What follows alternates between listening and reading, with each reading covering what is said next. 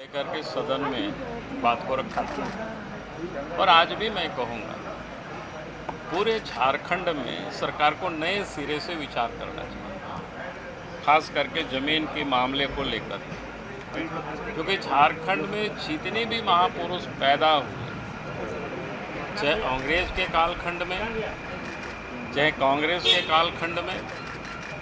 तो सबों ने ज़मीन के लिए लड़ाई लड़ी। क्योंकि बेसिक है, यहाँ के जो खास करके आदिवासी है, मूलवासी है, उनका जीविकोपार्जन का एकमात्र साधन खेती ही होता है। और इसीलिए हमें इस बात का जरूर ध्यान रखना चाहिए, जिनका जीविकोपार्जन का एकमात्र खेती है, तो कहीं खनिज हमें निकालना होता है तो वो ज़रूरी होता है। तो हमें उस बात का ध्यान रखना चाहिए, अगर जिसके ज़मीन से हम खनिज निकाल रहे हैं तो ज़मीन के बदले उतनी ज़मीन हम उनको कहीं व्यवस्था करें। ये सरकार को इसकी विचार करना चाहिए और इस पर सोचना चाहिए। कोई बहुत बड़ा कठिन काम ये नहीं है,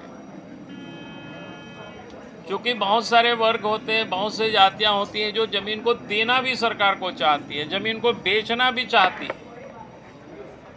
क्योंकि वो अन्यत्र काम भी वो कर सकते हैं, बिजनेस भी कर सकते हैं, रोजगार भी कर सकते हैं। तो हमें इन सारी चीज़ों को ध्यान में रख करके, ताकि लोग उजड़े नहीं, लोग बेघर-बार नहीं हो, इस पर सरकार को हर हमेशा सजग रहना चाहिए। क्योंकि आखिर सरकार काम करती है, जनता के लिए काम करती है,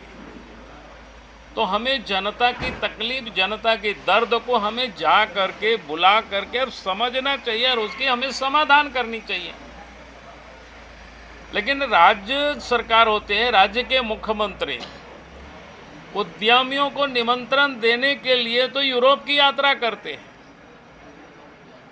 लेकिन खेत खलिहान में लोगों की जो दर्द है, तकलीफ है, उनके पास जा करके बैठ करके और समझने की कोशिश क्यों नहीं करते और उन समस्याओं को दूर करने की इनको कोशिश करनी चाहिए।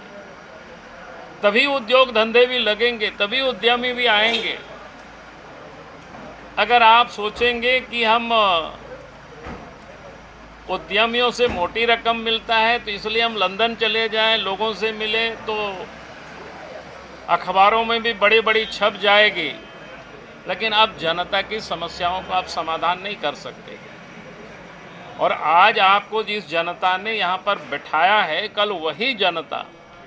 आपको वहाँ से उतार देगी कुर्सी से। इसलिए मैं कहूँगा कि ज़मीन बड़ा संवेदनशील मुद्दा है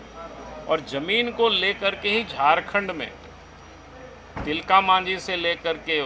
सिदो कान्हू से लेकर के, भगवान बिरसा मुंडा, जतरा भगत, नीलंबर पीतंबर, तेलंगर खड़िया और कोल्हान में भी असंख्य लोग शहीद हुए जमीन को लेकर के, अंग्रेजी काल में और बाद के दिनों में भी। आज भी अगर लोगों को लड़ाई लड़नी पड़ रही है, सरकार को लगता ही नहीं अब वो सरकार है, तो लगता है बाबू लोगों की सरकार है। जो यहाँ पदाधिकारी बैठे हुए हैं वो जैसे ही समझा रहे हैं वैसे ही सरकार इधर उधर चल रही है, क्योंकि वो लोग मोटी रकम ला करके लोग दे रहे हैं तो बड़ा प्रसन्न हो जाते हैं, खुश हो जाते हैं राज्य के मुख्यमंत्री, और इसलिए सुनते नहीं है। और इसलिए मैं बार बार कहता हूं कि आप उस जमीन पर जा करके देखिए, वहां बैठिए, एक रात वहां गुजारिए उन लोगों के साथ, तब आपको ये समझ में आएगा उनकी दर्द क्या है, उनकी तकलीफ क्या है, और समाधान भी वहीं से निकलेंगे। ये बाबू लोग आपका समाधान नहीं निकाल सकते हैं। बाबू लोग यही करेंगे, अपने तो कमाएंगे, बड़े बड़े अटालिकाएं तैयार कर लेंगे रांची से लेकर के देश और दुनिया में।